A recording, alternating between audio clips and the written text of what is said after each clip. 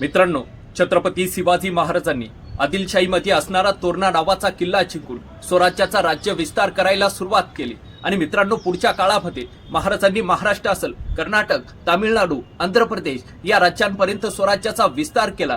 खरं म्हणजे मित्रांनो, जगाच्या पाठीवर अनेक राजे झाले, त्या सर्व राजांनी आपल्यानंतर आपल्या नावाची ओळख या जगामध्ये अमर राहावी म्हणून त्यांनी अनेक वास्तूंची निर्मिती केली। मग त्यामध्ये किल्ले असतील, शिल्प असतील, स्तंभ असतील, या सर्व वास्तूंची निर्मिती करून त्या वास्तूंना त्यांनी आपलं नाव दिलं। पण मित्रांनो, छत्रपती शिवाजी महाराजांनी आपल्या 50 वर्षाच्या कालखंडामध्ये 110हून अधिक किल्ल्यांची निर्मिती केली, पण एकाही किल्ल्याला छत्रपती शिवाजी महाराजांनी आपलं नाव दिलं नाही।